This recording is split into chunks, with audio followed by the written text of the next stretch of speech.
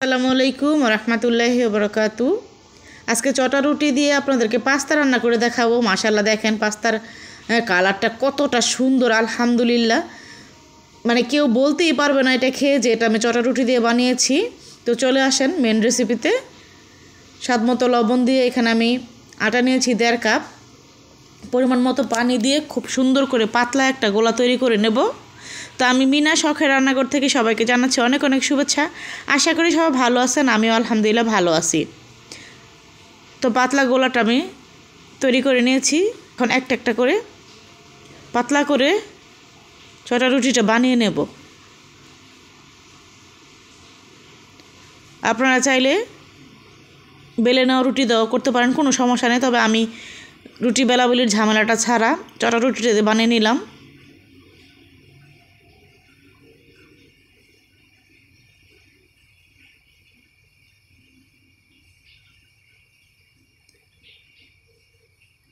আমি চটা রুটির মধ্যে কোনো রকম কালার আনবো না, সাদা সাদা করে ভেজে নেব। 2টা রুটি হলে মাশাআল্লাহ অনেকটুকু হয়ে যাবে। এখানে আমি আবার নুডলস অ্যাড করবো। তো দেখেন আমি দেখিয়ে দিচ্ছি কতটা পাতলা হয়েছে, অনেক পাতলা হয়েছে। তো এরকম করে 2টা বানিয়ে নেব আমি। 2টা বানিয়ে তারপরে রোলের মতো বলে তারপরে আমি কেটে নেব। তো এখন আপনাদের ইচ্ছা মতো কেটে নিতে পারেন। আমি একটু মোটা মোটা করে কাটতেছি, কারণ পাস্তা তো একটু মোটা মোটা থাকে, তাই না? এখন কিন্তু একসাথে জড়ো হয়ে আছে। যখন আমি জড়াটা ছাড়িয়ে তারপর গরম পানিতে দেব, আপনি খুলে যাবে। তো দেখেন মাশাআল্লাহ কি সুন্দর হয়ে গেছে। তো এখন গরম পানিতে দিয়ে দেবো। আমি আগে থেকে পানিটা গরম করে নিয়েছিলাম। এই তো খুবই সুন্দর করে আপনি খুলে গেছে। জড়াগুলো 2-1টা যাওয়া লেগেছিল। তো এখানে আমি টমেটো নিয়েছি 2টা, তারপরে কলমি শাক নিয়েছি, তারপরে এখানে আমি মটরশুঁটি আর গাজর নিয়েছি। তো সবগুলো সবজি আমি দিয়ে দেবো। মাশাআল্লাহ সবজিগুলো দেওয়ার পরে কালারটা খুবই সুন্দর, মানে পাস্তাটা খাওয়ার থেকে আমার দেখতেই বেশি ভালো লাগতেছিল। তো স্বাদ মতো লবণ দিয়ে দিলাম। সব কিছু খুব ভালো করে মিশিয়ে নিচ্ছি।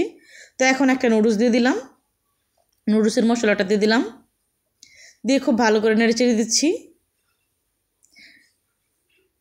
যত রকমের সবজি আপনারা ইচ্ছে হলে দিতে পারবেন, কোনো সমস্যা নেই। আমার বাসায় এই সবজিগুলোই ছিল, আমি এগুলোই দিয়েছি। তো 2টা ডিম দিয়ে দিলাম, দিয়ে ঢাকনা দিয়ে ঢেকে তারপর আমি চুলাটা বন্ধ করে দিলাম। তো এখন উপর দিয়ে টমেটো সসটা দিয়ে দিলাম। খাওয়ার সময় শুধু এটাকে নেড়ে চেড়ে খেয়ে নেব। আপনারা চাইলে উপর দিয়েও খেতে পারেন, কোনো সমস্যা নেই। তো টমেটো সসটা একবার মিশিয়ে মাশাআল্লাহ কালারটা দেখেন কতটা সুন্দর হয়েছে। আর ডিমটাও আস্ত রয়েছে, ভিতরটা একটু কাঁচা কাঁচা থাকবে, সেজন্য আমি ডিমটাকে ভেঙে দিইনি। আপনারা চাইলে ভেঙে দিতে পারেন, তবে আমার কাছে ভেঙে দেওয়ার থেকে এরকম দেওয়াটাই বেশি ভালো লাগে খেতে, সেজন্য আমি এরকম করে দিয়েছি।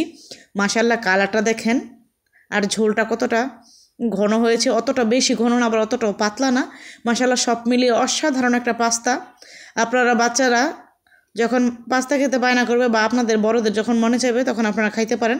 মাশাআল্লাহ দেখেন ভিতরটা কাঁচা কাঁচা কুসুমটা, মানে কাঁচা কাঁচা কুসুমটার সাথে পাস্তাটা খেতে অসাধারণ। টমেটো সসের একটা ঝাল ঝাল মিষ্টি মিষ্টি ভাব।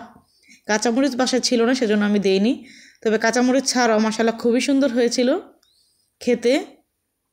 তো ভিডিও করার সময় কারেন্ট চলে গেছিলো, তো মোবাইলে লাইট দিয়ে করার কারণে এরকম দেখা যাচ্ছে। তো আলহামদুলিল্লাহ এটা খাওয়ার পরে কি বলবো, অসাধারণ হয়েছে। আপনারা অবশ্যই বাসায় ট্রাই করে দেখতে পারেন, ভীষণ ভালো লাগবে।